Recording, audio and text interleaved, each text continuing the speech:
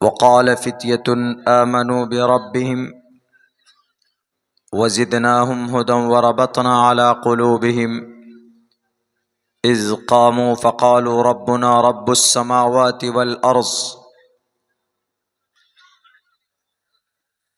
वक़ाल अल्लाहु तबारक व तआला फ़िल क़ुरआनिल मजीद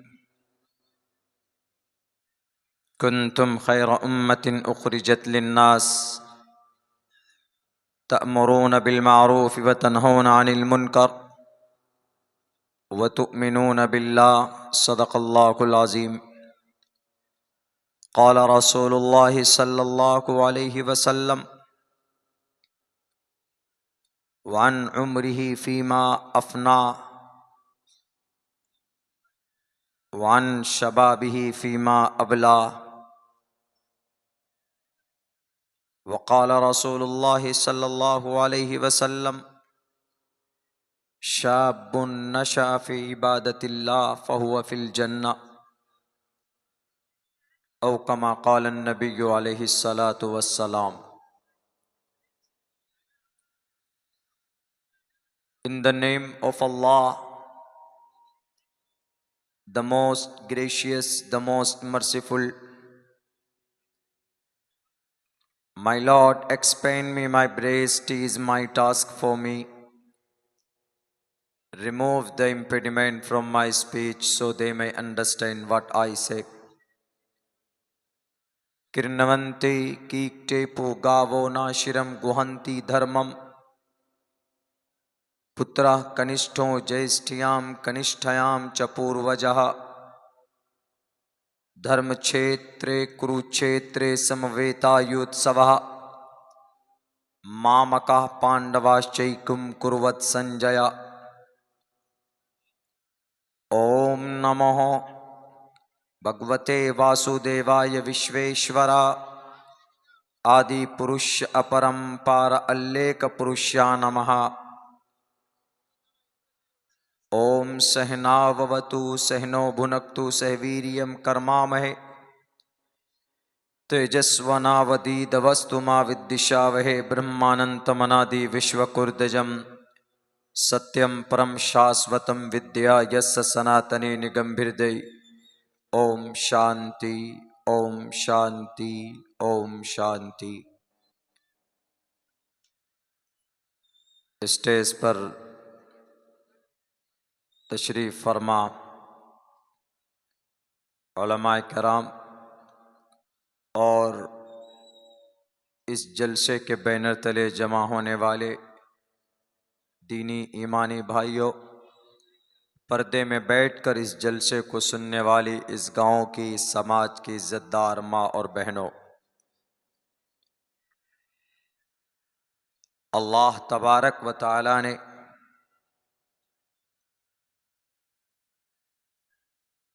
चार करोड़ 60 लाख साल पहले इस जमीन को, इस पृथ्वी को बनाया था। उसके बाद 10,500 साल पहले सबसे पहले इंसान हजरत आदम अलैहिस्सलातु वस्सलाम को बनाया। उनकी बाएं पसली से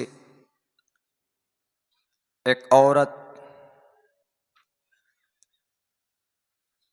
अम्मा हव्वा अलैहिस्सलाम को अल्लाह तबारक व तआला ने बनाया और इन दोनों से पूरी कायनात में इंसानों की आबादी बढ़ी। अल्लाह ने इंसानों को पैदा किया इस जमीन पर अपनी इबादत और अपनी बंदगी के लिए। कुरान में अल्लाह ने कहा भी है, वमा खलक़तुल जिन्न वल इंस इल्ला लियअबुदून। हमने इंसानों और जिन्नानों को अपनी इबादत के लिए पैदा किया और उन तमाम इंसानों में पर्टिकुलर जो मुस्लिम है, ईमान वाले हैं, इबादत के लिए ईमान का होना ज़रूरी है, मोमिन का होना ज़रूरी। इस वक्त पूरी दुनिया में आदम की औलाद तकरीबन 10.5 अरब हैं पूरी दुनिया में। उनमें अल्लाह की इबादत करने वाले, अल्लाह को एक मानने वाले, अल्लाह के अहकामात को मानने वाले सिर्फ 1.5 करोड़ की तादाद में है, यानी हम जिन्हें मुसलमान बोलते हैं। पूरी दुनिया में मजहब इस्लाम और मुसलमान सिर्फ भारत में नहीं पाया जाता है, पूरी दुनिया में पाया जाता है। और इनमें कुछ मुल्क ऐसे हैं जहां पर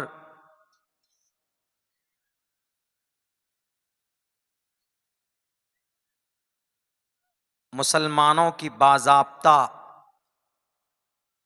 हुकूमत है। तकरीबन 27 कंट्रीज के अंदर बड़ी तादाद में मुसलमान रहते हैं, और उन मुसलमानों में सबसे बेहतर और मक्खन, कौम की रीढ़ की हड्डी, मिल्लत की तकदीर, वो नौजवान है जिनकी उम्र 15 साल से लेकर 45 या 50 साल की उम्र होती है। ये उम्र, ये बड़ी अहमियत का हामिल है।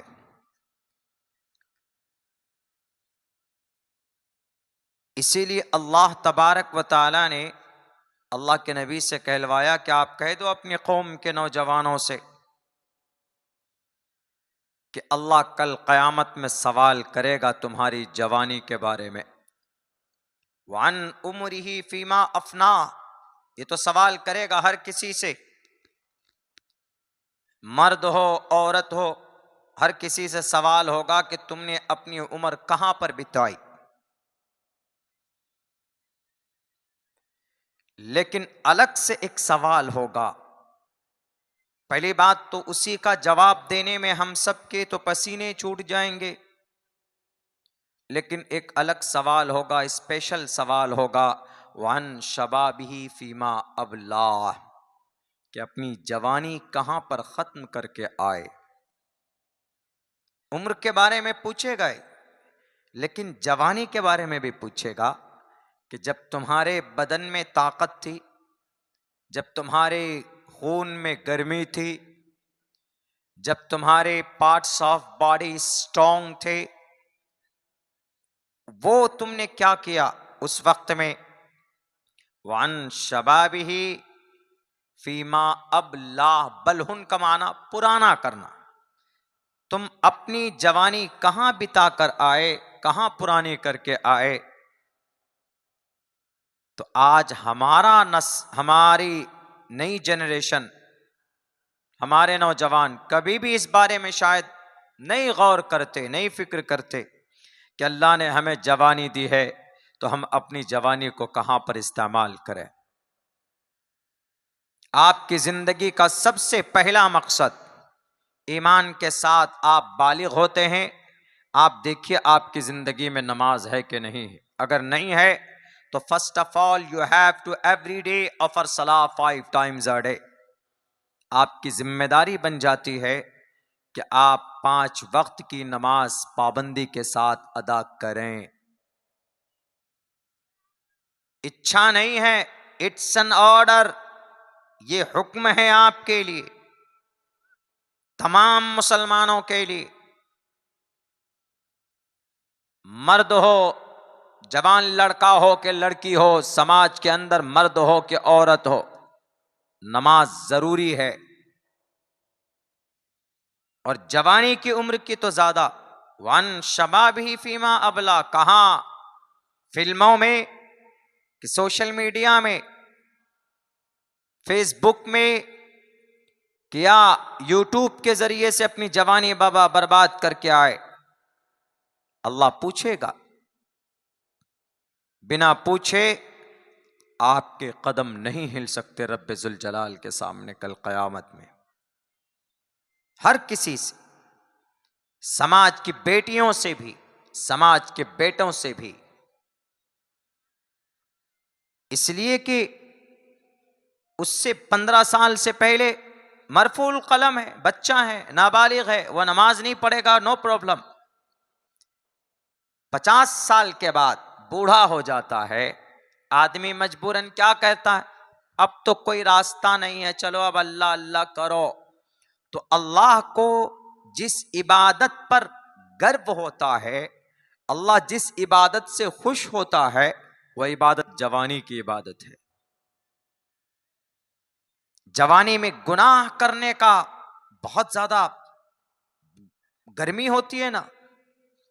जवान है, किसी का सर फोड़ने का मन करता है, गुस्से में लड़ाई होती है, बाजुओं में ताकत है, चलो गिरेबान पकड़कर डालो नीचे और घुसे बजाओ उसके मुंह पे, दांत तोड़ दो उसके। लेकिन नहीं, अल्लाह के नबी की हदीस आ जाती है कि हम में सबसे बड़ा पहलवान वो है, सबसे बड़ा पहलवान वो नहीं है जो अपने मद्दे मुकाबिल जो किसी पहलवान को पछाड़ दे, बल्कि सबसे बड़ा पहलवान वो है जो अपने गुस्से पर काबू पा ले। मार सकता है, किसी का थोपड़ा फोड़ सकता है, किसी के हाथ तोड़ सकता है और किसी का दांत तोड़ सकता है, लेकिन कंट्रोल करता है कि नहीं, गुस्सा गलत चीज है, गुस्से पे कोई काम नहीं करना चाहिए, गुस्से पर कंट्रोल कर लेता है। ताकत है, बॉडी में ताकत है, कर सकता है, वो सामने वाले का मर्डर कर सकता है, खून बहा सकता है, उसके पैर और हाथ तोड़ सकते। झगड़े के वक्त में सामने वाला गलती पे गलती कर रहा है, आप मार सकते हो, आप उसको एक घूंसा मारोगे, वो हवा पहलवान है, पता न कहां जाकर गिर जाएगा, लेकिन आप फिर भी कंट्रोल योरसेल्फ, कूल डाउन बोलते हैं ना, ठंडा हो जा, कंट्रोल कर ले, कंट्रोल हो जाता है। तो हमारे नबी फरमाते हैं कि उससे बड़ा पहलवान कोई नहीं है। हिंदू भाइयों की किताब है श्रीमद् भगवत गीता में भी यह पैगाम बहुत पहले बताया जा चुका है। कहा गया, क्रोधस्तयाग शांति, क्रोधस्तयाग, क्रोध को त्याग दो, गुस्से को छोड़ दो, पीछे छोड़ दो। शांतिरपैशुनम दया बुलेश्वलोलूप तवम हीर चापला। और जब जवान अल्लाह के रास्ते में आता है तो अल्लाह की तरफ से कितनी मदद होती है, आपको अंदाजा नहीं। मिसाल, गजा पट्टी की जंग और इसराइल की जंग। गजा पट्टी फलस्तीन का एक टुकड़ा 7 अक्टूबर से लेकर आज तक बमबारी है। 50,000 टन से ज्यादा बारूद बरसाया जा चुका है गजा पट्टी के धरती पर। वहां के कलमा पढ़ने वालों को 40-45 लाख की आबादी। इसराइल के पास दुनिया की सबसे नई नई टेक्नोलॉजी और आधुनिक हथियार। आयरन डोम किसी के पास नहीं है दुनिया में, इसराइल के पास है। इन जालिम यहूदियों के पास आयरन डोम है। आयरन डोम का मतलब ऐसे हथियार हैं कि अगर कोई मिसाइल उसके मुल्क में दागे तो वो आयरन डोम के जरिए से आसमान में ही उन मिसाइल को, उन हथियार को नष्ट कर सकता है। ऐसी ताकत इसराइल के पास। लेकिन पिछले 27 अक्टूबर से लेकर आज तक अगर किसी ने पानी पिला पिला कर मारा है, अगर किसी ने घुटने के बल झुकाया है इसराइल को, तो वह गजा पट्टी के 5,000 नौजवान हैं। वह गजा पट्टी के 5,000 मुजाहिदीन हैं जो अपनी हिफाजत के लिए, अपने मुल्क की हिफाजत के लिए, अपने घर की हिफाजत के लिए, मस्जिद अक्सा की रिहाई के लिए सर पे कफन बांध कर मैदान जिहाद में निकले हुए हैं। और वो बेचारे कुर्बानियां दे रहे हैं। सिर्फ 5,000 और उधर हजारों की तादाद में बल्कि लाखों की तादाद में। मुल्क इस्राइल के अंदर बड़ी आबादी नहीं, 40 से 50 लाख की तादाद वहां पर है इस्राइल के अंदर। लेकिन मुल्क इस्राइल में इस्राइल का हर नौजवान के लिए जरूरी है कि वो फौजी ट्रेनिंग लेगा, हर बालिग लड़की के लिए जरूरी है कि वो फौजी ट्रेनिंग लेगी। यानी हर घर से एक फर्द का आर्मी में होना जरूरी, ये इस्राइल का कानून बनाया जा चुका है। लेकिन इतनी ताकत होने के बावजूद अगर किसी ने लोहे के चने चापने पर मजबूर किया है तो वो गजा पट्टी के सिर्फ 5000 जो गिने जा चुके 5000 नौजवान हैं हमास के, जिन्होंने इस्राइल के दांत खट्टे कर दिए हैं और आज तक वो गजा पट्टी पर कब्जा नहीं कर पाया। क्यों? जवान है मैदान में, और ऐसे वैसे जवान नहीं, ताश खेलने वाले, कैरम बोर्ड खेलने वाले, जुआ खेलने वाले, शराब पीने वाले, अय्याशी करने वाले, ऐसे नौजवान नहीं है। 5000 जवानों में से 3000 जवान वो हैं जिनके सीने में कुरान करीम महफूज है, जो हाफिज कुरान है। और उसी कुरान के नतीजे में, और जो हाफिज कुरान नहीं है वो और दूसरे एतबार से नेक हैं, नमाज उनकी कभी फौत नहीं होती है। जवान जब सजदे में जाता है तो अल्लाह कितना खुश होता है पता है? अल्लाह फरिश्तों से कहता है कि देखो इस नौजवान को, देखो ये गुनाह कर सकता है, ये शराब पी सकता है, ये जिना कर सकता है, या अय्याशी कर सकता है, लेकिन मेरे डर से मेरे सामने में अपने सजदे को, अपनी पेशानी को झुकाया हुआ है। याद रखना कल क़यामत में मैं तुमको गवाह बनाता हूं, इसको मैं माफ करता हूं। और फिर वो नौजवान अगर मैदान में आए अपनी दीन और दुनिया, अपनी हिफाजत, अपनी शरीयत की हिफाजत, अपने माँ और बहनों की इज्जत और आबरू की हिफाजत के लिए, तो वह दुआ जमीन पर करते हैं, अल्लाह फैसला आसमान पे करता है। ऐसे जवानों की जरूरत है। हमारा जवान गलत रास्ते पर है, बहुत गलत रास्ते पर। अगर ये सिचुएशन दुनिया के किसी और मुल्क में हो जो गजा पट्टी में है, मेरे ख्याल से कब का गजा पट्टी को शमशान घाट बदल में बांट दिया जाता। 50,000 टन माने रखता है। कितना किलोमीटर है? 12 किलोमीटर चौड़ा, 40 से 45 किलोमीटर लंबा।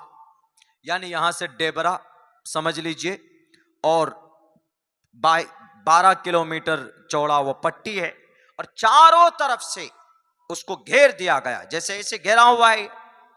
इधर से ऐसे बाउंड्री है इस्राइल की बाउंड्री, और इस तरफ से बाउंड्री है, वो पानी है, समंदर है, किसी भी तरफ से नहीं निकल सकते वो लोग।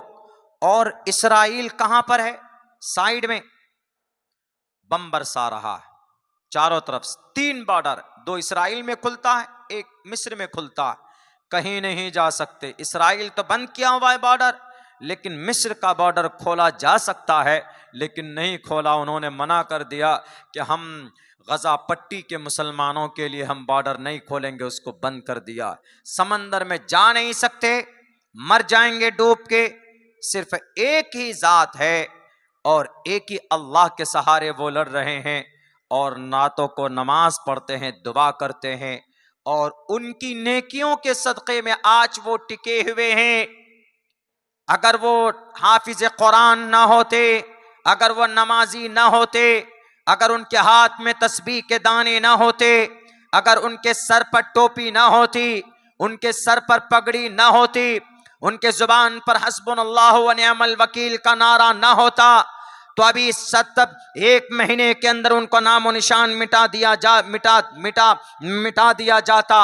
लेकिन उनकी आज उनके जरिए से दुनिया को बताया गया कि दुनिया तू ताकतवर नहीं है, ए अमेरिका तुम ताकतवर नहीं हो, ए इस्राइल तुम ताकतवर नहीं हो, ए चीन और जापान तुम्हारे टेक्नोलॉजी कुछ नहीं है। अल्लाह के बंदे के सामने, अल्लाह की मदद के सामने, अल्लाह के फरिश्तों के सामने तुम्हारी ये ताकत काम आने वाली नहीं है।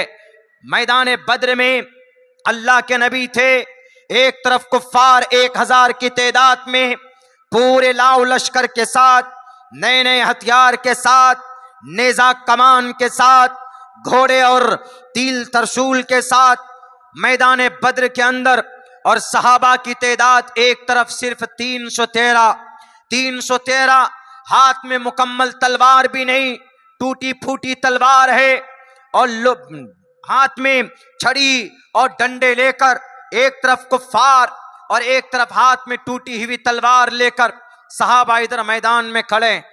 और जब मैदान कारजार में लड़ाई शुरू होती, अल्लाह के नबी दुआ करते हैं कि अल्लाह, सामने में ताकत है, सामने में योद्धा है, सामने में जालिम है, सामने में मुशरिक है, सामने में दुनिया का सबसे बड़ा मुतकब्बिर शख्स अबू जहल खड़ा है, और तुम्हारे इनके हमारी सफों के अंदर में 313 में से निहत्थे अबू बकर सिद्दीक है, उमर फारूक है, उस्मान जिन्नूरैन है, हजरत अली है।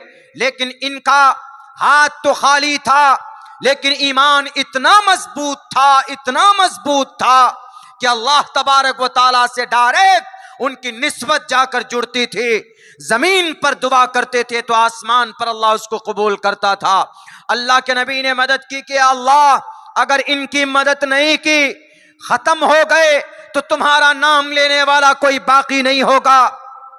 313 जरूर थे, लेकिन उनका दिल अल्लाह के नेमत से, उनका दिल अल्लाह की याद में, और उनका दिल और ईमान रूहानी ताकत से मजबूत था।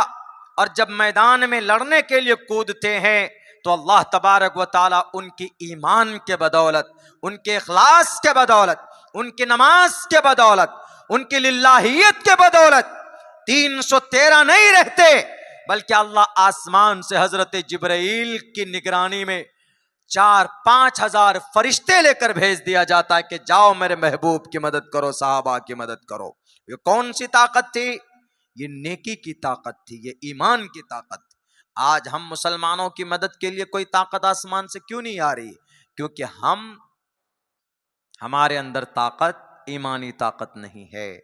हम नमाज पढ़ते हैं तो दिलो दिमाग हमारा कहीं और पर होता है। हम दुआ करते हैं तो हम घर के बारे में सोचते हैं।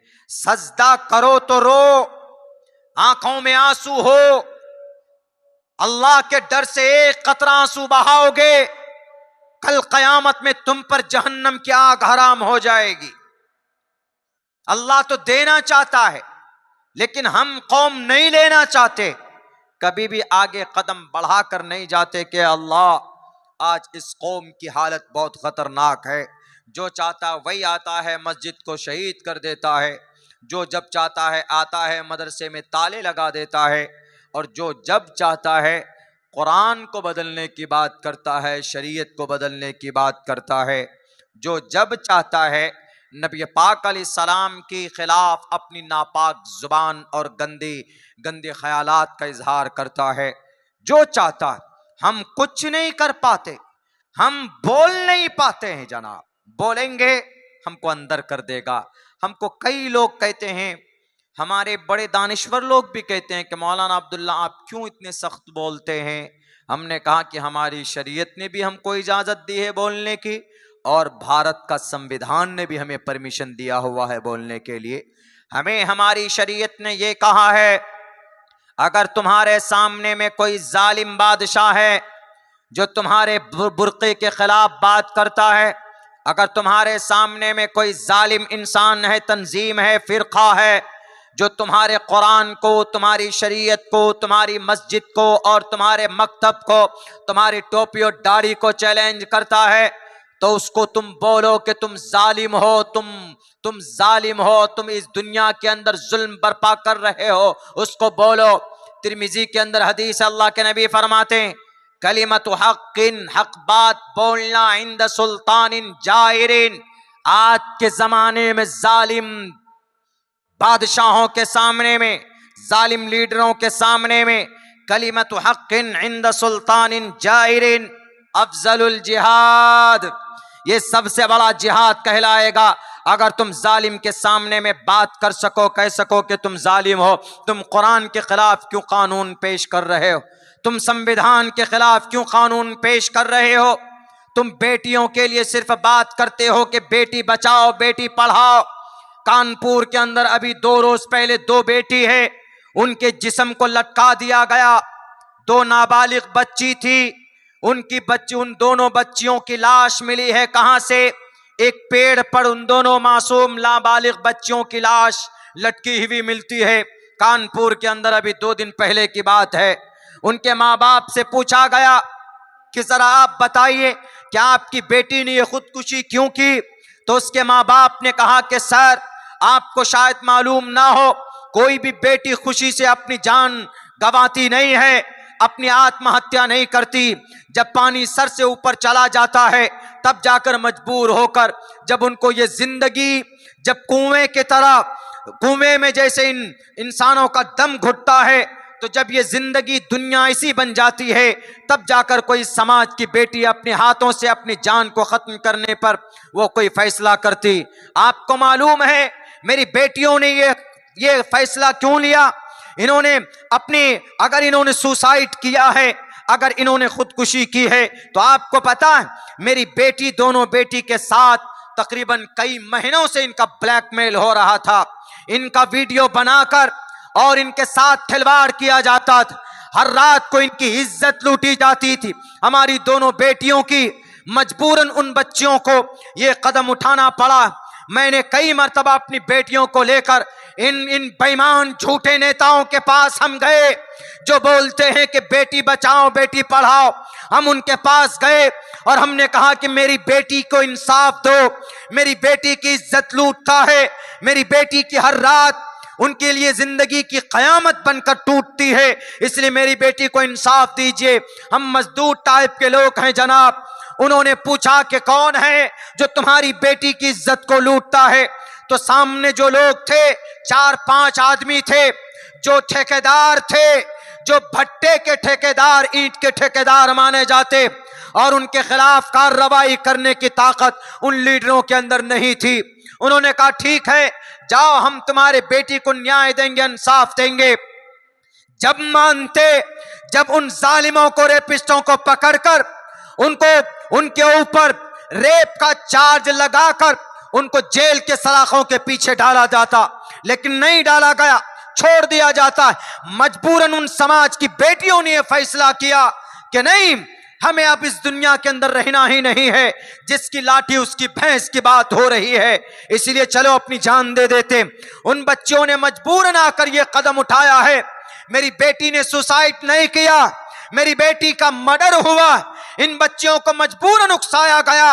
आओ कुरान से पूछो, दुनिया की किताबों से पूछो, दुनिया के ये बड़े बड़े झूठे, ये गद्दार, ये लुटेरे, ये बेटी बचाओ बेटी पढ़ाओ का नारा लगाने वाले ढोंगी कुर्सी पर बैठकर ये सिर्फ बोलते हैं कि बेटी बचाओ बेटी पढ़ाओ, लेकिन जब बेटी की रेप, उनकी इज्जत लूटी जाती, उन मुजरिमों को पकड़कर गोलियों से भून देना चाहिए, इसलिए कि समाज की किसी बेटी के हाथ पर, उनकी इज्जत पर हाथ डालने की जरूरत हुई कैसे?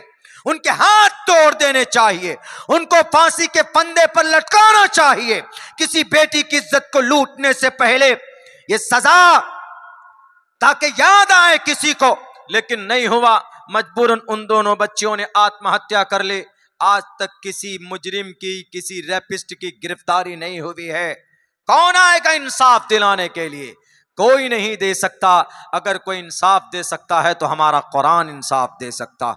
हमारा कुरान कहता है अगर वो ठेकेदार है तो अपनी जगह पर है, अगर वो एमपी का बेटा है तो अपनी जगह पर है, अगर वो एमएलए का बेटा है तो अपनी जगह पर है, अगर वो उत्तर प्रदेश कानपुर का बाहुबली है तो अपनी जगह पर है, अगर वहां के सीएम का कोई करीबी है तो वो अपनी जगह पर होगा। लेकिन खुदा कहता है कि पकड़ो, उनके हाथ को पकड़ कर लाओ और उनको कोड़े से उनकी पीठ पर इतनी पिटाई करो, इतनी पिटाई करो कि खाल भी उधड़ जाए, खून निकले। वला ताखुजुकुम बिहिमा राफतुन फी दीनिल्लाह, और उनको सजा देते वक्त कोई नरमी नहीं होनी चाहिए कि नहीं नहीं ये तो ठेकेदार साहब हैं, इन पर नरमी होनी चाहिए। कुरान कहता है कि और ज्यादा पीटो।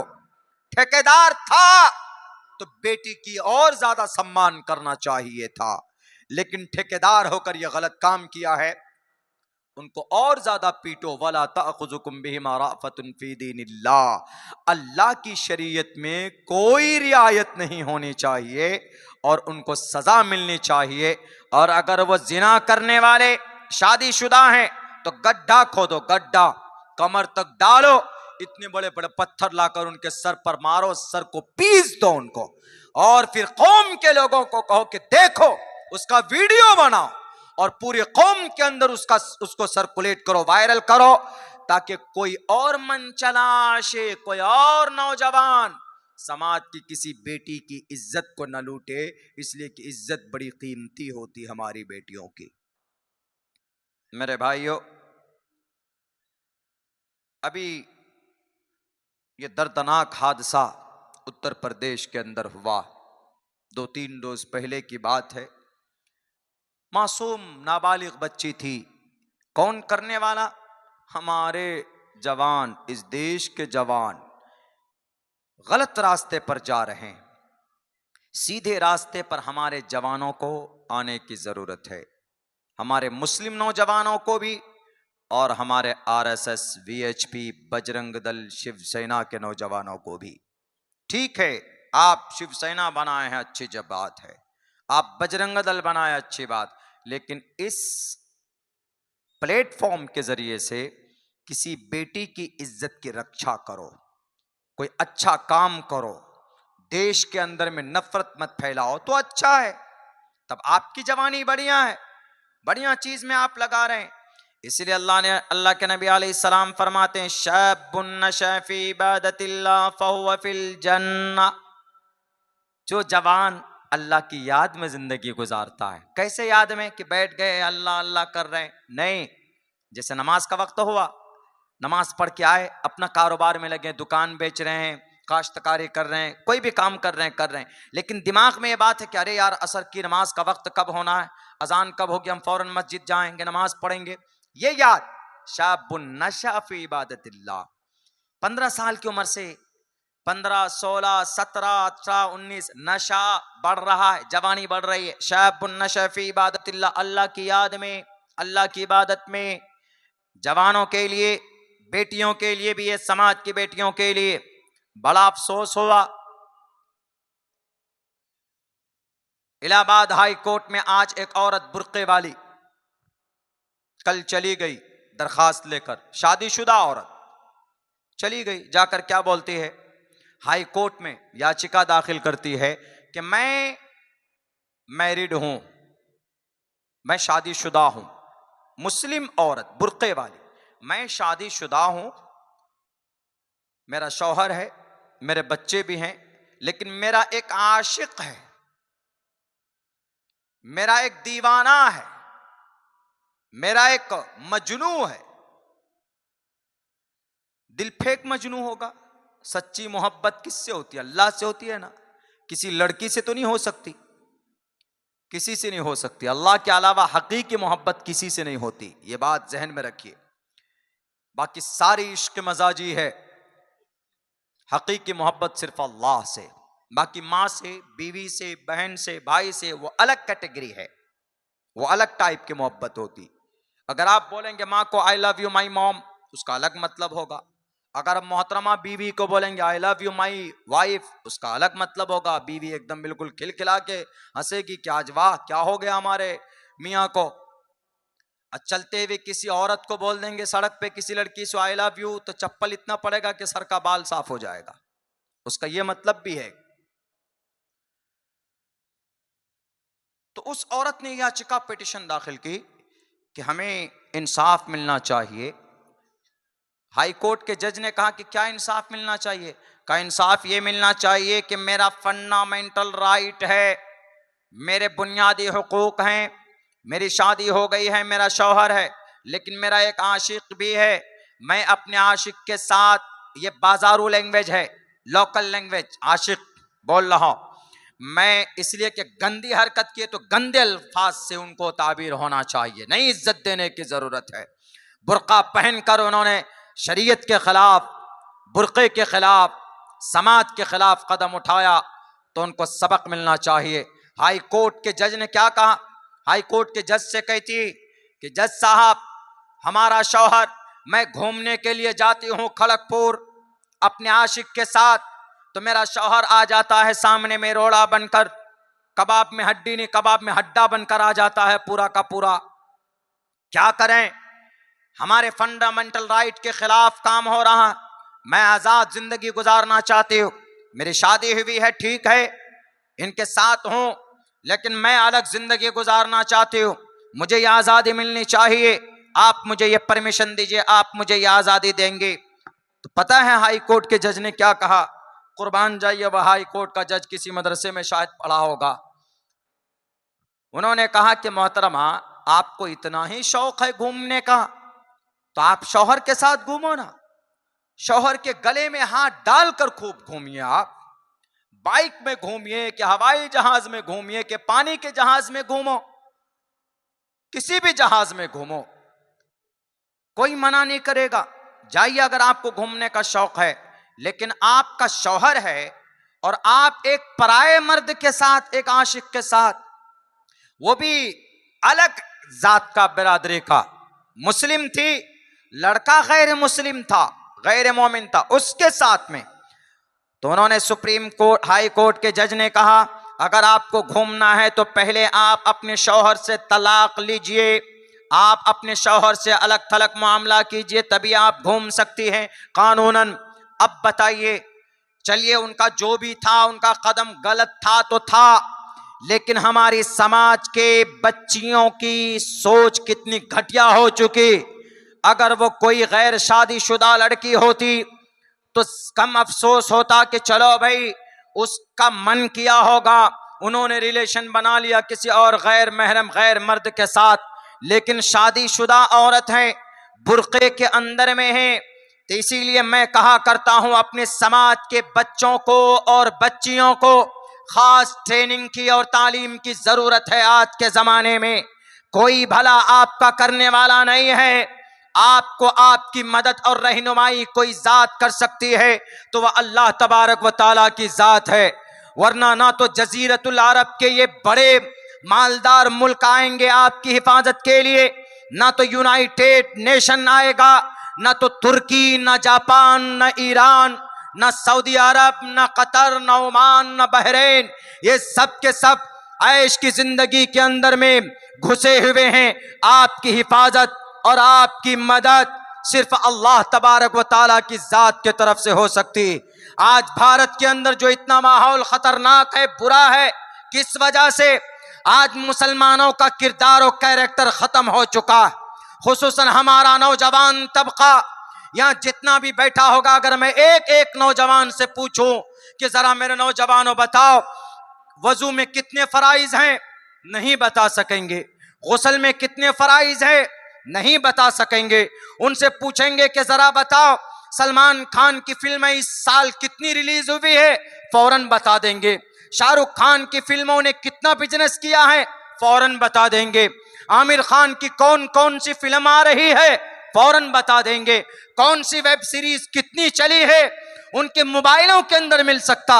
लेकिन हमारे जवान से जवान बेटी और बेटियों से पूछो कि भाई वजू में कितने फराइज है, वजू में कौन कौन सी जगह को धोना जरूरी है और गुस्ल में क्या क्या चीजें जरूरी है, 3 फर्ज है कि 4 फर्ज है, हमारा जवान नहीं बता पाएगा।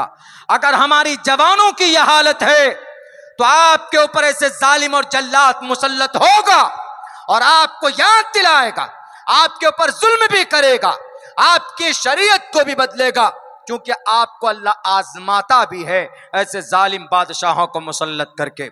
इसलिए मेरे नौजवानों, अपनी जिंदगी की दुनिया बदल डालो।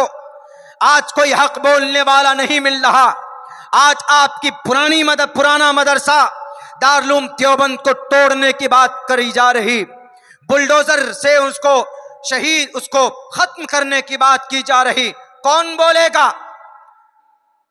कौन बोलने वाला होगा? नहीं बोल पाते हैं। हमारे लोग क्यों बोलेंगे हक बात तो भी जेल के अंदर डाल दिया जाएगा, बोलेंगे हक बात कुरान और शरीयत की बात तो भी हमको सलाखों के अंदर में डाल दिया जाएगा। इसलिए चुप रहो, खामोश रहो, हक बात बोलना पड़ेगा। याद कीजिए, एक बादशाह था बीदुसीस, दकियानुस। दकियानुस एक बादशाह था। उसके जमाने में अपने गांव के अंदर सारे नौजवानों से पता क्या कहा, अरे जितने भी जवान है इधर आओ। सबको बुलाए। बुलाने के बाद सबसे कहा कि तुम मेरी इबादत करो, मेरी इबादत करो, मैं तुम्हारा खुदा हूं, मैं तुम्हारा रोल मॉडल हूं। उस बादशाह ने सबसे ये ऐलान करवाया।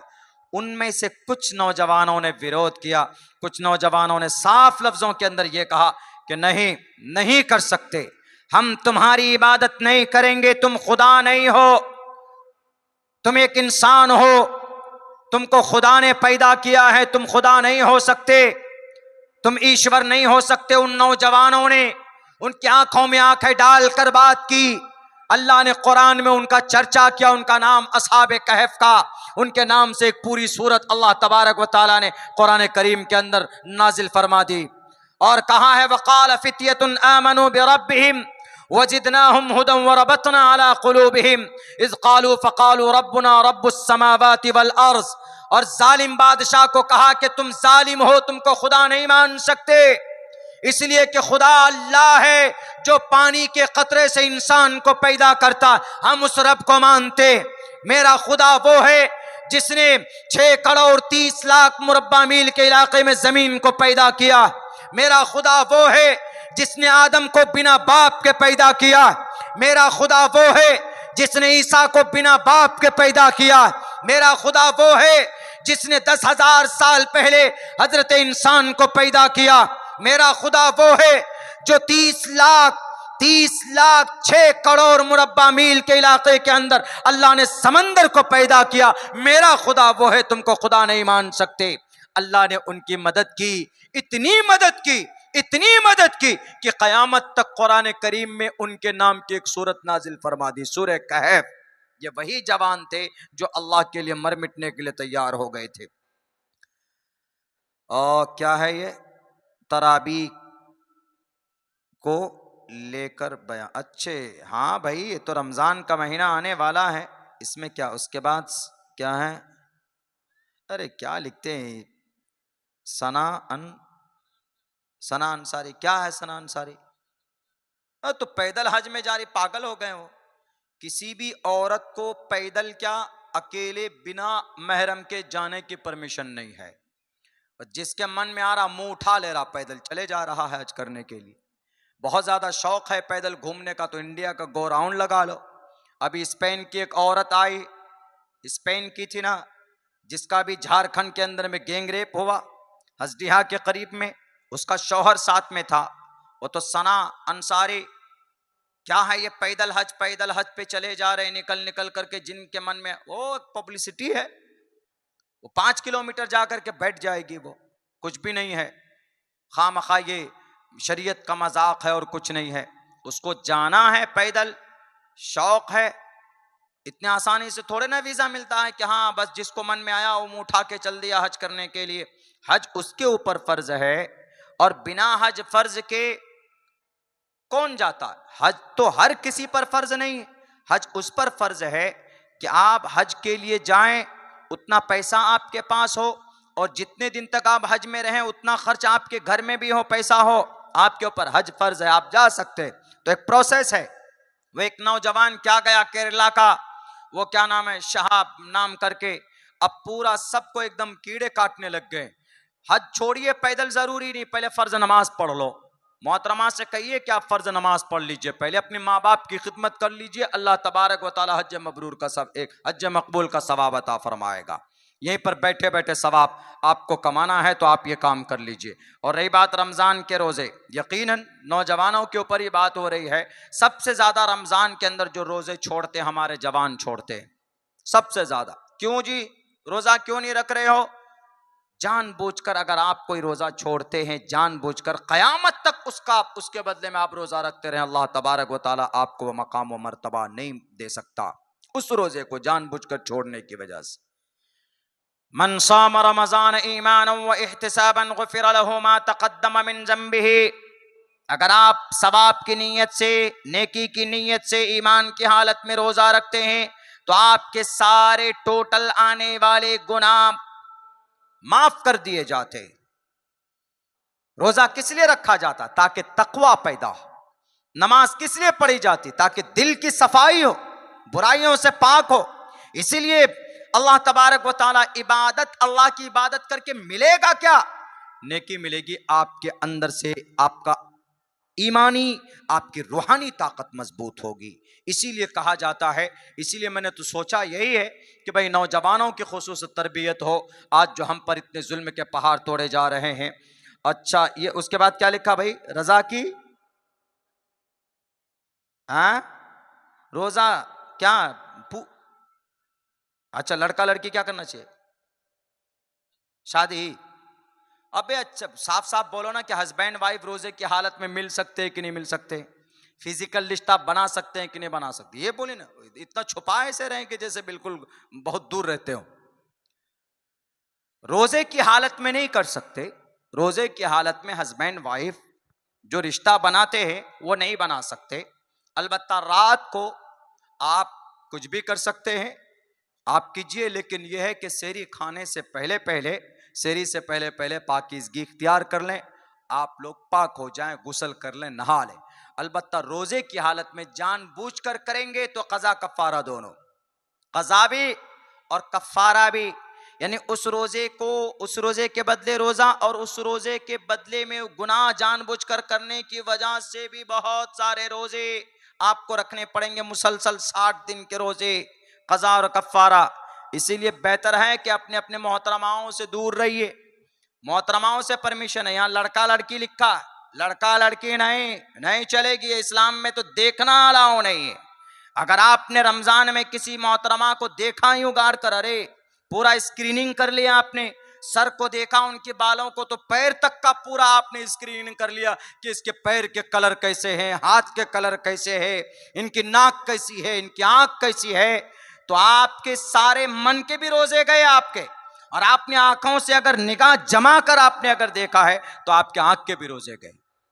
रोजा सिर्फ मुंह का भूखे रहने का मतलब नहीं है। रोजा, रोजे का मतलब आपके आंख के रोजे होने चाहिए। आंखों से गलत चीज मत देखिए। जुबान के रोजे हो, जुबान से गलत मत बोलिए। हाथ के रोजे हो कि गलत चीजों को मत पकड़िए। पैर के रोजे होते हैं कि गलत जगहों के ऊपर मत जाइए। सारी चीजें, नाक के रोजे, हर एक पार्ट्स ऑफ बॉडी के रोजे होते हैं। अल्लाह अता करता है, नफिल को फर्ज का बराबर दर्जा दे दिया जाता है। यही 30 दिन के तो रोजे हैं। जितनी नेकी अगर आपको कमानी हो कमा लीजिए। हमारा जवान कहता नहीं मौलाना हम रोजा रखेंगे, हमारा 6 पैक हमारा 5 पैक में बदल जाएगा, सूख जाएंगे, हम छुआरे बन जाएंगे। तो अभी कौन से दुम्बल बने हुए हो, कद्दू बने हुए हो? अभी भी तो हवा पहलवान बने हुए हमारे बहुत से लड़के। हमारे बहुत से लड़के मोबाइलों के अंदर गंदी गंदी तस्वीरें देखते हैं, उसके बाद फिर गलत काम करते हैं गलत काम। शक्ल देखिए तो 12 बज जाता है शक्ल, और उनको ऐसे फूंक मारी हवा पहलवान तो उड़कर बहुत दूर चले जाएंगे। उनसे कहिए जरा 1 किलोमीटर दूर रेस लगाओ, दौड़ो, हाँपने लगते हैं, कांपने लगते हैं हमारे नौजवान। ऐसी नहीं होनी चाहिए जवानी आपकी। स्ट्रांग बनिए, अंदर से आप ताकतवर बनिए, वर्जिश कीजिए, ड्राई फ्रूट खाइए, दूध का इस्तेमाल कीजिए, ताकतवर बनिए। 6 पैक नहीं 18 पैक बनाओ आप, लेकिन इस नीयत से बनाइए कि हम इससे अल्लाह की इबादत करेंगे। अगर आपकी ये नीयत है तो अल्लाह आपका टोटल वर्जिश पे आपको सवाब अता फरमाता है। इन्नमल अमालु बिन्नियात, deeds will be judged by the intention. इसके लिए जरूरी, आजकल हमारा जवान पुड़िया डाला मुंह में बस और कुछ नहीं, टाँ टू टाँ कहाँ जो 600 रुपये कल का जा ऐसे ऐसे बात करना शुरू करता है, मुंह में भर लेता है एकदम। किसी के कैंसर हो जाते, बीड़ी पीता है, सिगरेट पीता है। अपनी जिंदगी के अंदर में कोई एम नहीं है। एम पैदा करने की जरूरत है नौजवानों, एम, मकसद अपनी जिंदगी के अंदर में। अपने ब्रेन का सही इस्तेमाल कीजिए, अपने दिमाग का सही इस्तेमाल कीजिए। अच्छा दिमाग होता, आज के जमाने में बच्चे ज्यादा तेज दिमाग के होते हैं। हमारे उस्ताद हैं मुफ्ती खुर्शीद साहब दारुल देवबंद में, मैंने हुज्जतुल्लाहिल बालिगा पढ़ी जब मैं PhD इन अरबिक कर रहा था उस वक्त में, तकमील उलूम के साल में। तो मुफ्ती साहब बता रहे थे कि ऐसा नहीं है कि पहले वाले जो आदमी गए वो बड़े तेज दिमाग के होते थे, नहीं, आजकल का बच्चा ज्यादा तेज दिमाग का है, बाप से 2 कदम आगे है। बाप को मोबाइल दे दो, वो मोबाइल फोन लगाएगा तो काटना नहीं आता, उसको कहना आता कि लाल वाला बटन दबा दीजिए, इतना। लेकिन बेटा इतना तेज होता है कि वो पूरा इनबॉक्स में जाकर पूरी चैटिंग सेटिंग सब देख लेता है बाप का कि कहां कहां गड़बड़ी की हुई। बेटा इतना तेज होता है। तो आजकल का बच्चा ज्यादा शार्प होता है, इसका मतलब है कि आजकल का बच्चा ज्यादा ज़हीन है पहले के बच्चों से। लेकिन उसी ज़हीन का सही इस्तेमाल होना चाहिए, उसकी सही तरबियत होनी चाहिए, तो फिर देखिए वो कौम के लिए कितना बड़ा सरमाया बन सकता। आजकल हमारा नौजवान सिर्फ इसी चीज में गायब। आज ही हमने देखा, आज ही यहीं रास्ते में चाय पीते हुए आ रहे थे तो हमने देखा कि मुस्लिम लड़का एक लड़की जींस पहनी हुई है मोहतरमा, यहां से जींस फटी हुई, 100% वो मुस्लिम लड़की थी, लड़का भी मुसलमान था। मेरे सर पे टोपी थी, हम मुड़ करके चाय पी रहे थे, मैं तो फौरन समझ गया, खैर इतना बेवकूफ तो हूं नहीं, मैं भी 35 साल का जवान हूं, मैं भी समझ जाता हूं देखकर बॉडी लैंग्वेज से कि भाई ये कौन है, हिंदू है कि मुसलमान है।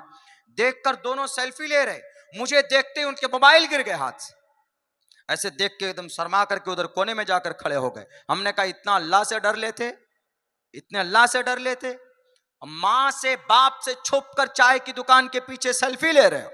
इसीलिए इतनी बड़ी जवानी अल्लाह तबारक व ताला ने दी है सेल्फी लेने के लिए।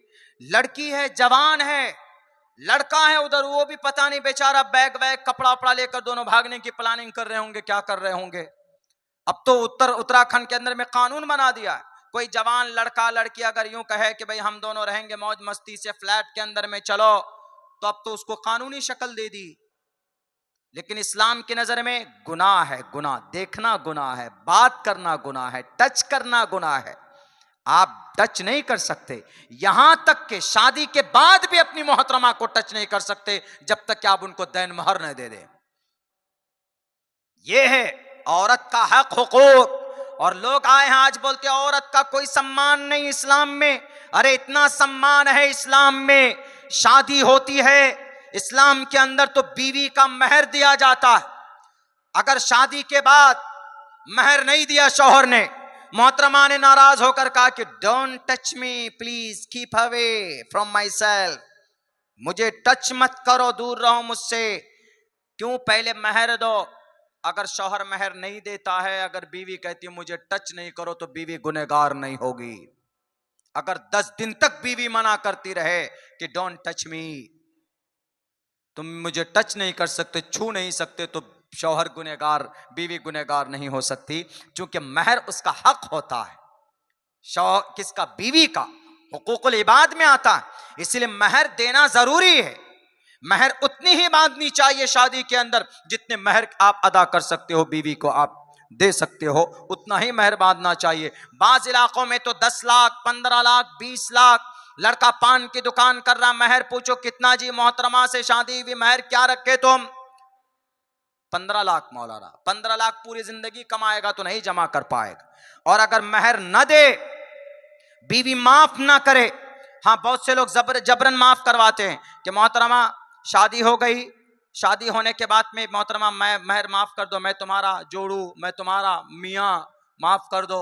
जबरन बीवी नहीं चाह रही माफ करने, तब भी माफ करा रहे, नाजायज और हराम है। हाँ अगर बीवी खुद से अपनी मर्जी से, अपनी इच्छा से माफ कर दे तो वह एक अलग मसला है, लेकिन आपको देना जरूरी। बीवी कभी भी कह सकती है कि महर दो, अगर आपने महर नहीं दिया, बीवी मना कर दे रिलेशन बनाने से, रिश्ता बनाने से, आपके साथ सोहबत करने से, तो आप बीवी के ऊपर में कोई गुनाह नहीं है।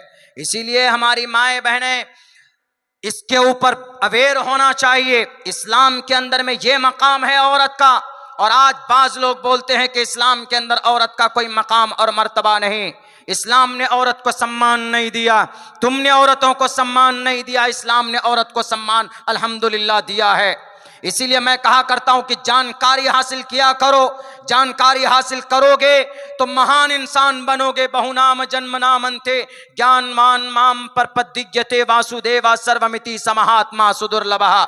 इंसान महात्मा बनता है ज्ञान प्राप्त करने के बाद। इंसान जानकार बनता है जानकारी हासिल करने के बाद। इंसान अक्लमंद बनता है इंसान अक्लमंद बनता है नॉलेज हासिल करने के बाद, ज्ञान हासिल करने के बाद। अपनी शरीयत के ताल्लुक से हम मुसलमानों, हम नौजवानों, हमारे लिए ज़रूरी है कि जो शरीयत के लिए जो ज़रूरी बातें हैं, आप जवान होते हैं, आप पर क्या क्या चीज़ें ज़रूरी। आप जवान हुए, आप पर नमाज फ़र्ज है। आप जवान हुए, आप पर रोज़ा फ़र्ज है। आप जवान हुए, आप पर अल्लाह ने पैसा दिया है, आप पर ज़कात फ़र्ज है। आप जवान हुए, अल्लाह ने दौलत दी, आप पर रोज़े फ़र्ज है। आप जवान है, किसी गैर महरम को देख नहीं सकते। आप जवान हैं, तिजारत करते हैं तो झूठ नहीं बोल सकते। आप जवान हैं तो जुआ नहीं खेल सकते। आप जवान हैं, मुकल्लफ बन गए तो आप शराब नहीं पी सकते। आप झूठ नहीं बोल सकते। आप बेईमानी नहीं कर सकते। आप समाज के अंदर जवान हुए, आप हुकूकुल इबाद के अंदर कमी कोताही नहीं कर सकते।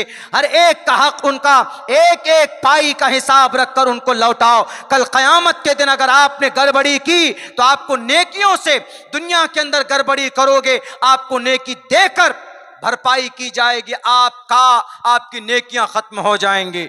मेरे नौजवानों, ये चीजें आपको पता होनी चाहिए। हमारी शरीयत के अंदर अल्लाह तबारक व तआला ने हम तमाम मुसलमानों को इसका मुकल्लफ बनाया है। और दुआ कीजिए अपने इस मुल्क के अंदर कि अल्लाह हमारी मसाजिद की हिफाजत फरमाए, अल्लाह हमारे मदारिस की हिफाजत फरमाए। अगर ये मदारिस नहीं रहे, ग़ज़वे हिंद का नाम लेकर आपके मदरसों को तोड़ने की बात की जाती। ग़ज़वे हिंद नाम सुना कभी? अभी सुना होगा 3-4 रोज से कि ये ग़ज़वे हिंद क्या बला है। ग़ज़वे हिंद का नाम लेकर दारुल देवबंद को तोड़ने की बात की जा रही है। पाबंदी लगा दी है, वहां तामीरी काम नहीं चल रहा है। कहां? दारुल देवबंद में। और दारुल देवबंद ही की वजह से पूरे एशिया महाद्वीप के अंदर में इस्लाम जिंदा है, दारुल की वजह से। ये ग़ज़वा हिंद क्या है? मैंने अभी तकरीर शायद अपलोड की है हमारे एडिटर ने। पता है ये ग़ज़वा हिंद क्या है? ग़ज़वा हिंद का मतलब हिंदुस्तान के अंदर जंग, हिंदुस्तान के अंदर जंग। ये ग़ज़वा हिंद की बात कहाँ है? हमारे हदीस के अंदर है ग़ज़वा हिंद। अल्लाह के नबी फरमाते हैं कि जो आदमी हिंदुस्तान के ग़ज़वे में शामिल होगा, उसको वो शहीद हो गया तो बहुत बड़े शहीदों में उनका शुमार होगा। तो अब कुछ हिंदू लोग हमारे, जैसे यती नरसिंहानन हो गए और भी कई सारे लोग हो गए, अब उन सब का ये कहना है कि अरे ग़ज़वा हिंद की तैयारी दारुल में चल रही है, यानी अब एक जंग की तैयारी चल रही है। दारुल के अंदर जितने भी बच्चे पढ़ते हैं उनको तीर और तलवार सिखाई जा रही है।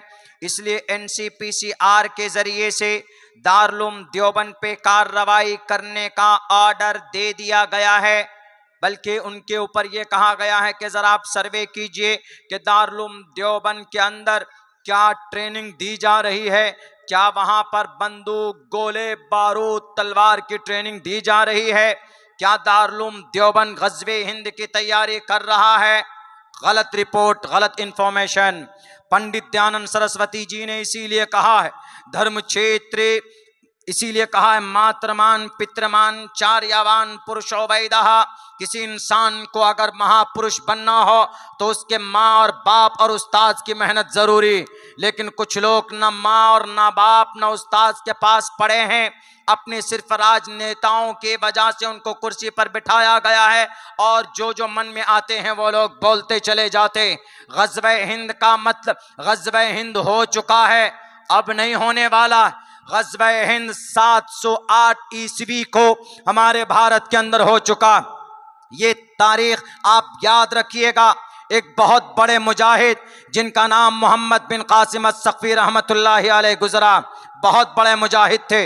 उम्र कितनी थी? 17 साल की उम्र थी। आजकल हमारा 17 साल का बच्चा फिल्में देखता, आज हमारा 17 साल का बच्चा यूट्यूब के अंदर में अपने वक्त को जाया करता है, लेकिन मोहम्मद बिन कासिम अस्सक़फ़ी 17 साल की उम्र में हज्जाज बिन यूसुफ के भतीजे या भांजे थे। हज्जाज बिन यूसुफ के 708 ईस्वी में वो भेजे जाते हैं सिंध में। उस वक्त भारत का बादशाह जो था उसका नाम था राजा दाहिर। राजा दाहिर ने लूट लिया था एक काफले को। तो हज्जाज बिन यूसुफ ने कहा कि राजा दाहिर, मेरा काफला था, सोना और चांदी था, तुमने लूट लिया, अगर तुम वापस नहीं करोगे तो मैं तुमसे जंग करूंगा, तुमसे जिहाद करूंगा।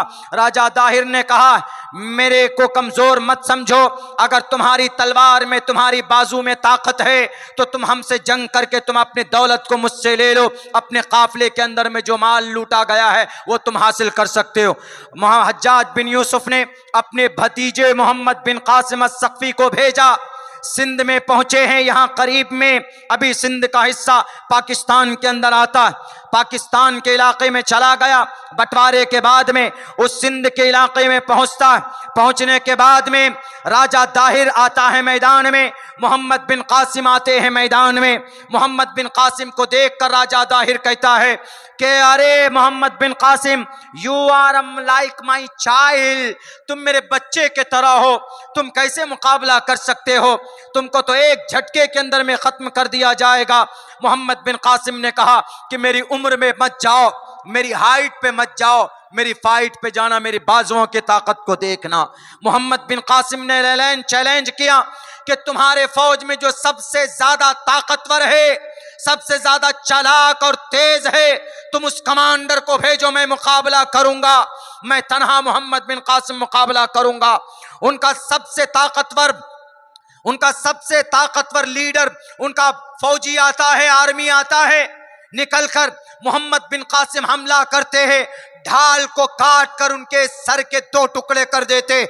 मोहम्मद बिन कासिम उस जंग को जीत चुके थे वादी सिंध के अंदर में, और उसी जंग के बारे में ग़ज़वे हिंद बोला जाता है। तकरीबन 75% उलमाए किराम का यह कहना है ग़ज़वे हिंद से मुराद वही ग़ज़वा है, अब कोई ग़ज़वा नहीं होने वाला। ग़ज़वे का मतलब यह है यती नरसिंहानंद जी कि जिस जंग में हमारे नबी बजाते खुद शरीक हुए हो उसको ग़ज़वा कहा जाता है। लेकिन ये ग़ज़वे हिंद अब से कई सौ साल पहले 711 ईस्वी को वजूद में आ चुका है। इस ग़ज़वे का बहाना लेकर दारुल देवबंद के ऊपर बुलडोजर नहीं चलाया जा सकता। दारुल देवबंद हमारा अकीदा है, दारुल देवबंद इस्लाम की एक तहरीक है, दारुल देवबंद कोई नई शरीयत का नाम नहीं, दारुल देवबंद हमारी उलमा की मेहनत से आया है वजूद में। और दारुल देवबंद की जो बुनियाद डाली गई थी वो सिर्फ शरीयत की बका के लिए नहीं बल्कि इस देश की हिफाजत के लिए भी, इस देश को अंग्रेज से बचाने के लिए भी उसकी बुनियाद डाली गई थी। याद करो उस वक्त को जब अंग्रेज अपनी चालाकी से, पता है इस देश के अंदर में इस्लाम को अंग्रेज कैसे मिटाना चाहता था? थोड़ी सी तारीख, मुस्लिम बादशाह थे इस देश में अंग्रेज से पहले, तो जो सबसे बड़ा बादशाह ताकतवर कौन? दीन इलाही अकबर बादशाह। अकबर बादशाह की एक बीवी पता है कौन थी? बादशाहों के अकीदे का पता नहीं चलता। तो औरंगजेब की एक बीवी थी जिसका नाम मरियम जमाई, वो क्रिश्चियन थी। क्रिश्चियन मतलब नसारा, क्रिश्चियनिटीज। जो भारत में क्रिश्चियन आया है पता है कोई बात है क्या जी? हाँ, भारत के अंदर में जो क्रिश्चियन आया है, मुझे बता दीजिएगा जब मेरा वक्त पूरा हो, मुझे बोल दीजिएगा, हाँ मुझे बता दीजिएगा कब। बस मैं, चूँकि और भी है, हज़रत मौलाना अब्दुल खालिक साहब है, अब बच्चों को वो शायर है हमजा यास, असद आज़मी साहब, उनको भी आपको सुनना है। लेकिन मैंने सोचा कि अभी जो ये नया वो चल रहा है ग़ज़वे हिंद का बहाना लेकर दारुल देवबंद के ऊपर में अटैक, इसके ऊपर तो बात आना ज़रूरी है ना, वरना फिर कौन बोलेगा इतनी बड़ी, वाह भाई देखिए अमालनामा आ गया है हमारे पास में और इंग्लिशे में लिख के भेजते हैं। बाप रे, शबे बारात की रात में क्या है, सब मिलकर ज़ियारत और दुआ करना कैसा है? अच्छा सचमुच में पूछ रहे, शबे बारात है कि शबे कदर है? यू शबे बारात की रात में देखिए, शबे बारात मैं बताऊंगा, अभी बाद में बताऊंगा। दार जब अंग्रेज थे, बादशाह औरंगजेब ये अकबर बादशाह, उसकी एक बीवी क्रिश्चियन थी। अंग्रेज ने क्रिश्चियन बीवी को भेजा कि जाओ। अब वो जब बीवी आ जाती है ना शौहर के पास, तो बहुत सारी बातें अपनी मनवाती है। उसी बीवी से मरऊब होकर, उसी बीवी की साजिश में उन्होंने एक नई शरीयत निकाली थी जिसको दीन इलाही बोलते हैं। और उसी दीन इलाही का खात्मा एक बड़े आलिम दीन सैयद अहमद सरहंदी रहमतुल्लाहि अलैह ने उनका कला कमा किया, उनका सफाया किया। उसके बाद एक और बादशाह है, कौन? औरंगजेब। दीनदार भी थे, नेक भी थे, लेकिन एक बीवी उनकी थी मसीहुन निसा, वो भी क्रिश्चियन थी। इस देश में जब आजादी की लड़ाई चल रही थी अंग्रेजों से, तो उस वक्त इस्लाम को, कुरान को, शरीयत को, हिंदू भाई से कोई खतरा नहीं था, कोई बात ही नहीं थी। हिंदू अपने खुदा को मान रहे हैं और इस्लाम अपने एक अलग खुदा की इबादत कर रहे हैं। लेकिन अगर खतरा किसी से था इस्लाम को, तो क्रिश्चियनों से था। इसलिए कि लॉर्ड मैकाले ने यह कहा था कि हम पूरे भारत के अंदर इस्लाम का झंडा बुलंद, इस्लाम को मिटाकर क्रिश्चियन को बुलंद करना चाहते हैं। और शुरुआत पता कहां से की थी? शुरुआत आपके इसी बंगाल के हुबली से की थी। और कलकत्ता के अंदर पुष्प कॉलेज उन्होंने बुनियाद डाली थी। इसी वजह से भारत के अंदर सबसे ज्यादा कॉलेजेस क्रिश्चियनों के आपके बंगाल में पाए जाते हैं। क्रिश्चियनों ने कोशिश की थी इस्लाम को मिटाकर क्रिश्चियनिटीज को बढ़ावा दिया जाए। लेकिन उस वक्त के एक बहुत बड़े आलिम दीन शाह वलीउल्लाह मुहद्दिस देहलवी 1842 के अंदर जब हरमैन शरीफैन से ज़ियारत करके भारत में आए, तो उन्होंने देखा कि यहाँ तो इस्लाम को मिटाने के लिए मिस्टर मैकिंगलेस तो पूरी कोशिश कर रहा है। इसलिए इस्लाम की हिफाजत के लिए, नमाज की हिफाजत के लिए, शरीयत की हिफाजत के लिए, एक अल्लाह की वहदानियत के लिए, नबी के आखिरी नबी होने की दलाइल के लिए कुछ ना कुछ करना चाहिए। उन्होंने एक किताब लिखी जिसका नाम फतहुर रहमान था। वो कुरान करीम की दरअसल एक तफसीर थी क्रिश्चियनों के खिलाफ। लेकिन उनका इंतकाल हो जाता तो उनके बेटे आते हैं उनकी कुर्सी पर। उनका नाम था शाह अब्दुल अजीज मुहद्दिस देहलवी रहमतुल्लाहि अलैह। शाह अब्दुल अजीज मुहद्दिस देहलवी आए तो उस वक्त में 1803 का जमाना हो चुका था। लेकिन पूरे भारत के अंदर अंग्रेज आहिस्ता आहिस्ता काबिज हो चुके थे। अंग्रेजों के हाथ में बागडोर आ चुका था। अंग्रेज जिधर चाहता था, जहां चाहता था, वो अपना काम करता था। अंग्रेज का एक ही मिशन था कि भारत के भारतीय जितने भी नौजवान हैं, ये शक्ल से, ये सूरत से हिंदुस्तानी होने चाहिए, लेकिन दिमाग के एतबार से ये सब के सब इंग्लिस्तानी होनी चाहिए, अंग्रेज होना चाहिए। यानी शरीयत को मिटाकर अपनी शरीयत का झंडा बुलंद करना चाहते थे। लेकिन हमारे उलमा उठे मैदान में, इन्होंने इस ईसाइयत के खिलाफ दीन की हिफाजत के लिए इन्होंने फैसला किया कि कोई ना कोई मकतब और मदरसा कायम होना चाहिए, इन अंग्रेज़ों को इस देश से ख़त्म होना चाहिए। तब मौलाना शाह अब्दुल अजीज़ मुहद्दिस देहलवी ने अंग्रेज़ के खिलाफ जिहाद का फतवा दिया था।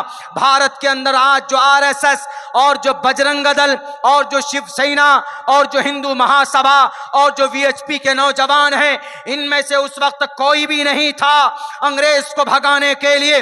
अगर अंग्रेज को भगाने के लिए सबसे ज्यादा मेहनत और सबसे ज्यादा पेशरफ और सबसे आगे बढ़ चढ़ कर हिस्सा अगर किसी ने लिया है तो शाह अब्दुल अजीज मुहद्दिस देहलवी की टीम ने लिया है। शाह अब्दुल अजीज मुहद्दिस देहलवी ने कहा कि अंग्रेज, ये हमारा मुल्क, हमारे इस मुल्क में जिहाद फर्ज हो चुका है, अंग्रेज से लड़ाई जरूरी है, इसलिए कि जब तक अंग्रेज से लड़ाई नहीं करेंगे ये देश आजाद नहीं होगा। इस देश को पाक और पवित्र करना है।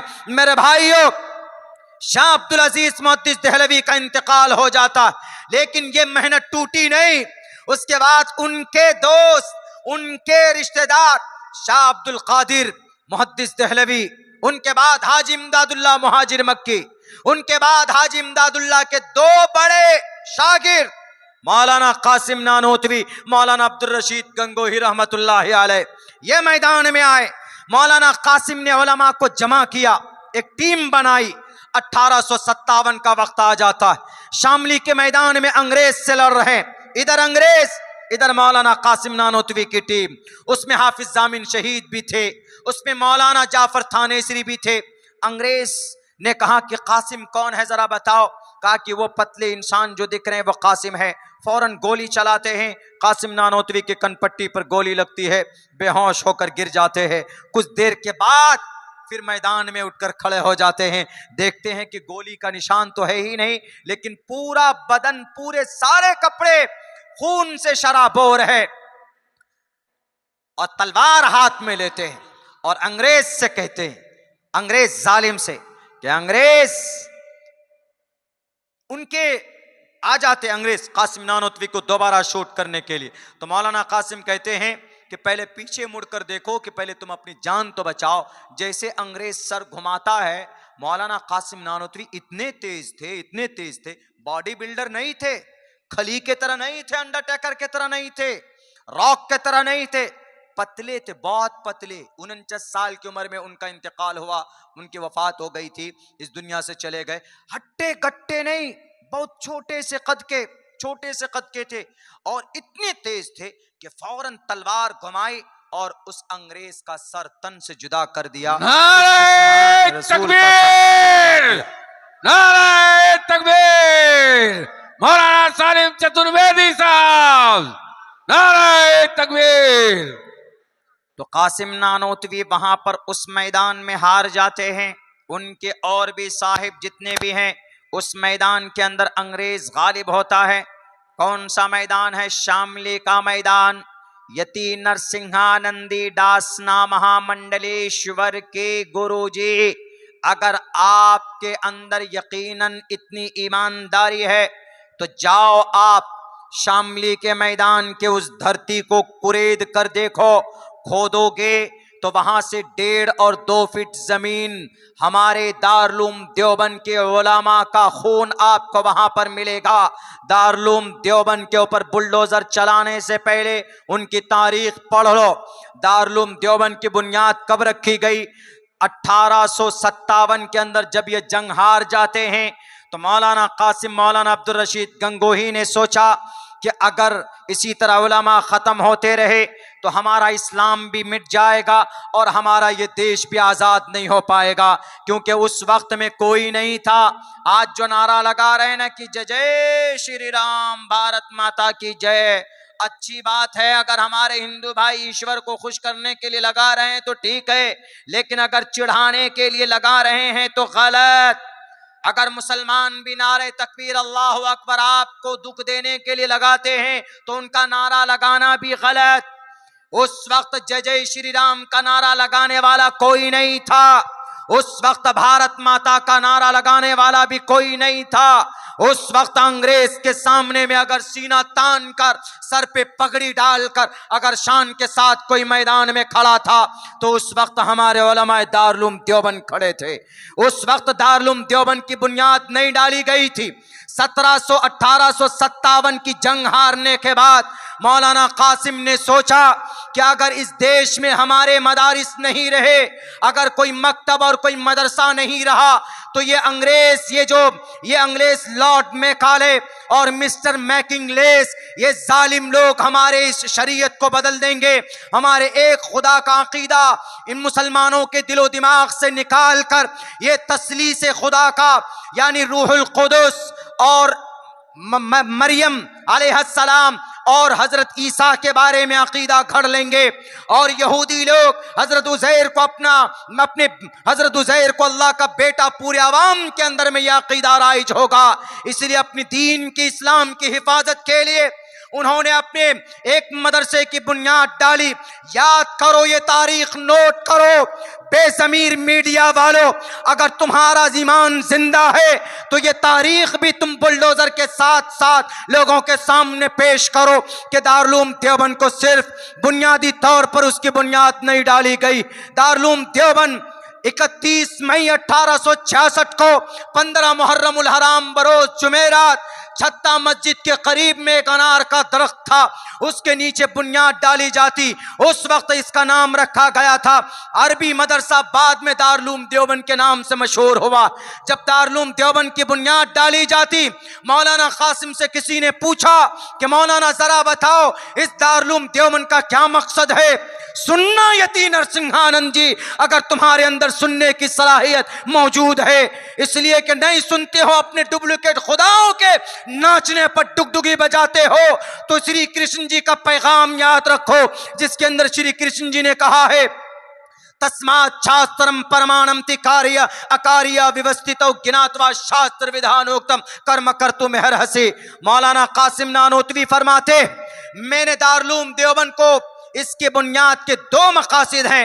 एक मेरा मकसद है कि मेरा अकीदा जिंदा रहेगा, मेरी शरीयत की तालीम होगी, कुरान का पैगाम हमारे घर तक पहुंचाना चाहते, और दूसरा मेरा बड़ा मकसद इस दारुल देवबंद के प्लेटफॉर्म से हम मुजाहिदीन को तैयार करना चाहते। और ये मुजाहिदीन किस लिए? ये जालिम अंग्रेज से लड़ने के लिए। उस वक्त नहीं था मेरे हिंदुस्तान के हिंदू भाइयों, आरएसएस भी नहीं था 1866 के अंदर, शिवसेना भी नहीं था, वीएचपी के लोग भी नहीं थे, हिंदू महासभा भी नहीं थे, यहां तक के जमीयत उलमा हिंद भी नहीं था। उस वक्त 1866 के अंदर दारुल देवबंद की बुनियाद डाली गई थी 2 मकसद के लिए, एक शरीयत की हिफाजत और दूसरे इस देश की मट्टी की हिफाजत। और फिर दारुल ने वफादारी की, ऐसा नहीं कि बुनियाद डाल दिया, जुमले छोड़ दिए, जैसे आज ये बेईमान लोग जुमलेबाजी करते, झूठ बोलते, अब अवाम के साथ इनके इनके इनके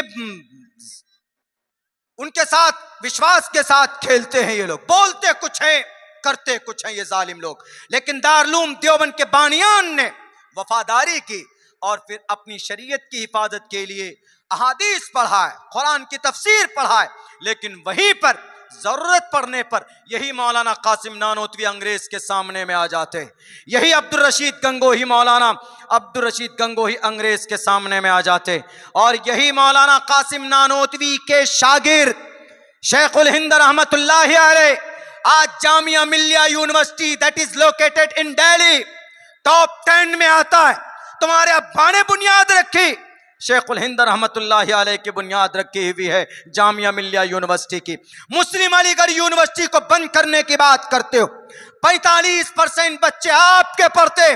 सर सैयद अहमद खान न होता तो मुस्लिम अलीगढ़ यूनिवर्सिटी की बुनियाद न डाली जाती, शेखुल हिंद ना होते जामिया मिल्लिया की बुनियाद न डाली गई होती। और यही दारुल देवबंद ने पैदा किया किसको? शेखुल हिंद को, जो माल्टा के अंदर गए। यही दारुल ने पैदा किया किसको? अशरफ अली थानवी को, जिन्होंने अपने कलम से कौम की इस्लाह की। इसी दारुल ने पैदा किया मौलाना इलियास को, जो जिसकी तहरीक 195 मुल्कों के अंदर तबलीगी जमात के अंदर में अभी चल रही। यही दारुल ने पैदा किया किनको? मौलाना खलील को, जिनके फजाइल अमाल हम लोग आज पढ़ते हैं। यही दारुल ने जिंदा किया किनको? मौलाना फजल हक खैराबादी को, जिनकी खबर आज भी माल्टा के अंदर। यही दारुल देवबंद ने पैदा किया किनको? बड़े बड़े उलमाए कराम को, मौलाना जाफर थानेसरी को, मौलाना उबैदुल्लाह सिंधी को, मौलाना इस्माइल को। अगर दारुल न होता ये देश आजाद नहीं हो सकता। नारे तकबीर। यह है दारुल देवबंद। दारुल देवबंद की तारीख यही है, और तब से लेकर आज तक पता है कितने बच्चे पढ़े दारुल देवबंद से? 2 लाख उलमा पैदा हुए हैं। अब पता है दारुल देवबंद क्या है? कारी तैयब साहब, मैं कल प्रोग्राम में था लखनऊ में, बाराबंकी के करीब में, बहुत बड़ा प्रोग्राम था, कम से कम 15,000 का मजमा था। वहाँ पर बारिश भी हो गई थी, उसके बावजूद भी बड़ा मजमा था।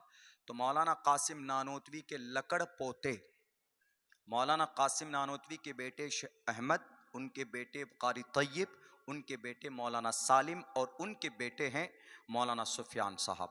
तो रात मौलाना सुफियान साहब थे, उन्हीं की सदारत में, उन्हीं की निगरानी में प्रोग्राम था, नाचीज़ का बयान भी था वहाँ पे। तो उनकी शक्ल को देखकर मुझे याद आ गई कारी तैयब रहमतुल्लाह अलैह की वो टोपी, वो शेरवानी। तो कारी तैयब साहब से एक यहूदी मिलने के लिए आया। बस इस वाक़े के बाद मैं अपनी बात ख़त्म करता हूँ। और कारी तैयब साहब से एक यहूदी मिलने के लिए आया Darul Deoband. I want to see your Darul Deoband because I listen about your Darul and lot of thing about your Darul. हम आपके दारुल के बारे में बहुत कुछ सुने, देखना चाहते। जब वो आया तो कारी साहब दफ्तर मुहासबी से लेकर ऐसे गए, मतबख है, रवा के खालिद है, ऐसे घुमा के बाबू ज़ाहिर होते हुए, मदनी गेट होते हुए फिर चले गए मुहासबी में, दफ्तर तालीमात में चले गए। तो वो यहूदी कहता है कि I want to see the whole Darul Deoband, the all building, the all room and all classes, please please show me, मुझे दिखाइए, आपके दारुल को देखना चाहता हूं। तो कारी साहब ने पूछा कि आप दारुल के बारे में क्या समझते थे, व्हाट्स योर थॉट, क्या सोच है आपकी, आप देखना क्या चाहते हैं, मैं पूरा दारुल दिखा चुका हूं। तो उसका यह कहना था, उस मेहमान का, यहूदी मेहमान का, कि मैंने जितना सुना है दारुल के बारे में, मैं ये सोच रहा था कि आपकी जो दिल्ली है, जो कैपिटल ऑफ भारत है, इंडिया है, ये दिल्ली दारुल के एक कोने में आ जाएगी, ये इतना बड़ा दारुल होगा। तो मौलाना कारी तैयब साहब ने कहा कि दारुल किसी बिल्डिंग का नाम नहीं है, किसी इमारत का नाम नहीं है। आज तो अल्हम्दुलिल्लाह इमारतें अच्छी हो गई है दारुल की, उस वक्त में बहुत कम थी, छोटे छोटे रूम थे। तो मौलाना ने कारी तैयब साहब ने कहा कि दारुल किसी इमारत का, किसी बिल्डिंग का नाम नहीं है दोस्त, बॉस, बल्कि दारुल एक तहरीक है, दारुल एक कॉन्सेप्ट है, दारुल एक अकीदा है, दारुल एक मेथड है। नया मेथड नहीं है, बल्कि शरीयत को लोगों के बीच इम्प्लीमेंट करने का एक नया प्रोसेस है। शरीयत को, अल्लाह की लाई हुई दी हुई शरीयत जो मोहम्मद रसूलुल्लाह लेकर आए। तो उन्होंने कहा कि दारुल की अगर आप देखना चाहते हैं, जाइए ओस्लो, नॉर्वे की राजधानी ओस्लो, जहां 6 महीने तक सिर्फ दिन ही दिन होता, जाइए वहां पे। अगर ओस्लो में भी अगर कोई दीन का काम हो रहा है, वहां पर भी कोई इमाम है और वहां पर नमाज पढ़ा रहा है, जुमे की नमाज पढ़ा रहा है, अगर कोई दीन का काम हो रहा है, तो उसको कुरेद कर देखोगे तो आपको वहां पर भी दारुल देवबंद दिखेगा। इसको बोलते हैं दारुल देवबंद। तो दारुल देवबंद के ऊपर जांच बिठाने से कुछ नहीं मिलेगा। 2 लाख उलमा पैदा हो गए हैं दारुल देवबंद से, आज तक किसी ने तलवार उठाकर किसी हिंदू का, किसी क्रिश्चियन का सर कलम नहीं किया है। क्यों? दारुल में ये चीज नहीं पढ़ाई जाती। Because I spend 2 years completely in Darul Deoband, in 2011 and 12 completely, and I used to study and 14 years completely in a madrasa my whole life. 14 साल की पूरी जिंदगी हमने मदरसों में गुजारा है और 2 साल कंप्लीट दारुल देवबंद के अंदर। और मुझे शर्फ हासिल है, मस्जिद छत्ता में 6 महीने तक मैंने इमामत भी कराई, मैंने नमाज पढ़ाई वहां पर। एक भी काम, कोई गतिविधि ऐसी नहीं है जो देश के संविधान के खिलाफ हो, कानून के खिलाफ, बल्कि देश के लिए अमन की दुआ होती है दारुल देवबंद में। पागल सब कुछ समझते नहीं है। दारुल में बुलडोजर चला दो, तुम्हारे नाना की बिल्डिंग है वो, बुलडोजर चला दो, ऊपर वाला इतने बुलडोजर चलाएगा कि तुम्हारे सर के बाल नहीं रहेंगे, देखना आप। हाँ, शब बारात में देखिए, शब बारात के अंदर में कोई खास इबादत का तरीका, कोई खास, गौर कीजिएगा, कोई इबादत का कोई खास तरीका शरीयत ने जारी नहीं किया है। हाँ, उस रात में इबादत होनी चाहिए, नमाज भी पढ़ सकते हैं आप, कुरान की तिलावत भी कर सकते हैं, जिक्र भी कर सकते हैं, आप नफिल भी पढ़ सकते हैं, और इज्तिमाई कोई इबादत नहीं होगी उस रात में। इनफरादी कीजिए, घर में कीजिए, बेहतर है, घर में मौका ना हो, मस्जिद में कीजिए, जहां मन में आए वहां कीजिए। आप उस रात में कोई खास एहतिमाम के साथ कि नहीं शब बारात है, चलो जी हम आज सिर्फ कुरान ही पढ़ेंगे, या चलो शब बारात आज चलो बस हम सिर्फ कब्रिस्तान ही जाते हैं, और पता चला कब्रिस्तान में भीड़, एकदम शोर शराबा, मुर्दे को भी तकलीफ होती होगी, कहाँ से नालायक लोग आ गए हैं, भगाओ इनको यहाँ से, सोने में आराम हो रहा। तो ऐसा है, आप ठीक है कब्रिस्तान जाने, अल्लाह के नबी एक मरतबा गए हैं उसी रात में, एक मरतबा अल्लाह के नबी गए हैं। बेहतर है लोगों से पूछे भाई कब्रिस्तान क्यों जाते, कि भाई उस रात में इसाले सवाब के लिए जाते। बेहतर है कि भाई इसाले सवाब यहीं से कर दीजिए, सवाब तो कहीं से भी पहुंच जाती उस रात में। लेकिन इतना जरूर है कि उस रात में कोई पर्टिकुलर इबादत कोई राइज नहीं है, कोई फरमान नहीं है। अपने एतबार से, इनफरादी एतबार से जो मन में आए वो आप इबादत कीजिए, कोई ख़ास एहतमाम करने की ज़रूरत नहीं है। अल्लाह के नबी अलैहिस्सलातु वस्सलाम की जो 2-3 हदीस है तिरमिज़ी से मिलती है वो यही है। अम्मा आयशा की जो हदीस मिलती है